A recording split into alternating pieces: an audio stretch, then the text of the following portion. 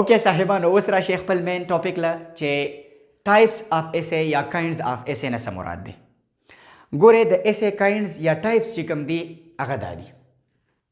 سو ډسکرپټیو ایسے، نریټیو ایسے، ایکسپوزیټري ایسے، پرسویسیو ایسے، ارګومنټیټیو ایسے او کاز اینډ ایفیکټ ایسے.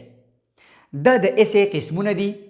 اوس کو چېرې تاسو لږ سوچ وکړئ که نه او رایاد کې خپل د پیراګرافس د ټایپس او کاینډز هغه لیکچر، نو په هغې کې دا الریډي ما تاسو ته ایکسپلین کړي دي. ټیک نه ده؟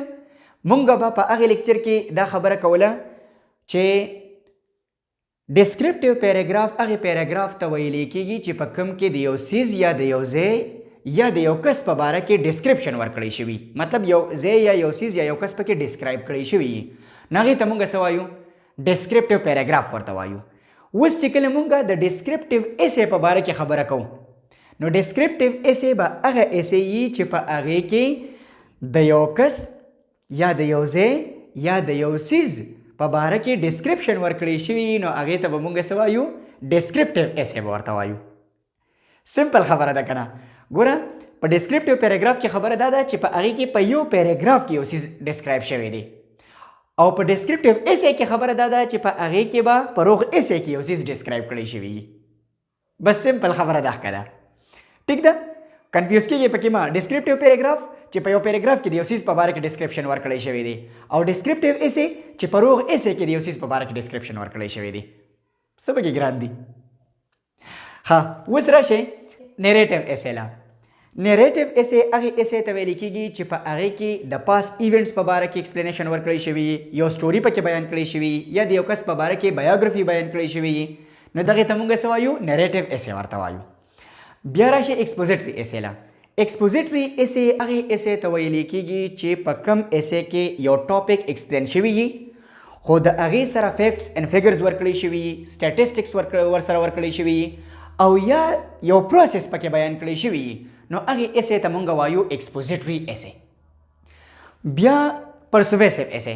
پرسویسیو ایسے هغې ایسے ته ویلی کېږي چې په دې کې رایټر د خپل ریډر د کنوینس کولو کوشش کړی وي، او هغه خپل ریډر ته د کنوینسنګ ورډز لیکلي وي، یو ایکسپلینیشن یې ورکړي، او د ایکسپلینیشن په مدد سره ریډرز هغه کنوینس کول غواړي، نو هغې ته څه ویل کېږي؟ پرسویسیو ایسے ورته ویل کېږي. بیا راشي ارګومنټیټیو ایسے له. ارګومنټیټیو ایسے هغې ایسے ته ویلی کېږي چې د ټاپک دوه سایډز دي، او ته ترېنه یو سایډ راواخلې، یعنې دوه ارګیومنټس دي، پازیټیو نیګیټیو. ټیک ده؟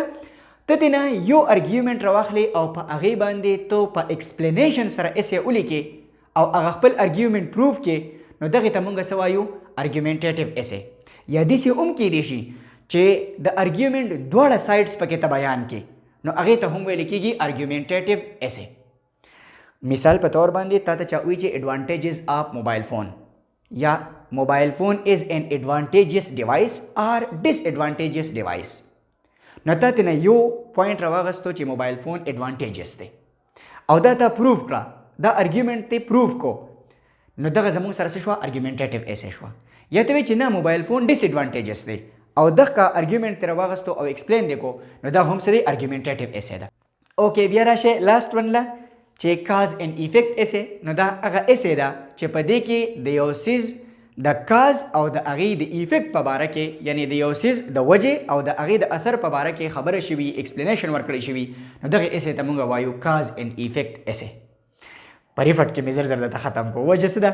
ځکه چې دا مونږ الریډي په پیراګرافس، په ټایپس او په کاینډس په هغې کې مونږ دا ورډز ډېر زیات په ډیټیل سره ایکسپلین کړي. ټیک ده؟ کو چیرې ستاسو نه هیر شوي وي، نو په یوټیوب باندې اویلیبل دی، هغه لیکچر چې دی هغه پسې دوباره وګورئ، او د هغې نه بعد چې دی بیا به دا تاسو ته ښه په اسانه باندې په سمجھ کې راشي.